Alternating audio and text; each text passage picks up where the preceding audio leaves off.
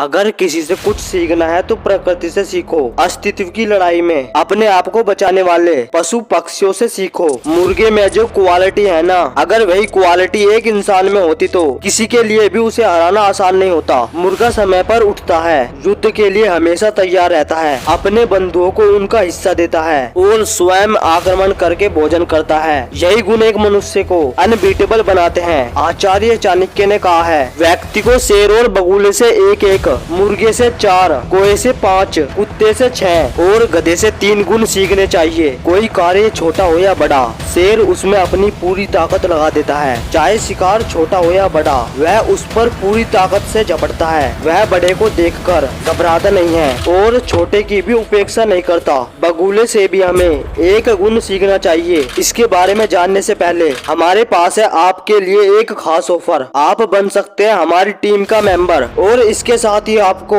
हमारे YouTube channels की हिस्सेदारी भी मिलेगी। इसके लिए आपको एक पैसा भी नहीं देना है। अगर आपकी आवाज और बोलने का तरीका मुझसे ज्यादा अच्छा है तो आपको हम देंगे इस चैनल से आने वाले पैसे का 20%। और अगर आप हमारे दूसरे चैनल जिसका नाम है ऐपराज है 50% की हिस्सेदारी पाना चाहते हैं तो सारा काम आपको खुद करना होगा। लेकिन आपको वीडियो में जो भी बोलना है वो हम लिख कर देंगे। बाकी आप इसमें 20% की हिस्सेदारी केवल ऑडियो रिकॉर्डिंग और ऑडियो एडिटिंग करके भी पा सकते हैं। बाकी चैनल्स में भी आप बिना आवाज की वीडियो डालकर 10% की हिस्सेदारी पा सकते हैं। टीम का मेंबर बनने के लिए आपको हमें इंस्टाग्राम पर मैसेज करना है। इसके बाद आपको शारीरिक, मानसिक और आर्थिक रूप से मजबूत बनाने की जिम्मेदारी हमारी। हम बात कर रहे थे बगुले की। जो एक बुद्धिमान व्यक्ति होता है वह अपनी इंद्रियों को वश में करके समय के अनुरूप अपनी क्षमता को तोड़कर बगुले के समान अपने कार्य को पूरा करता है। बगुला जब मछली को पकड़ने के लिए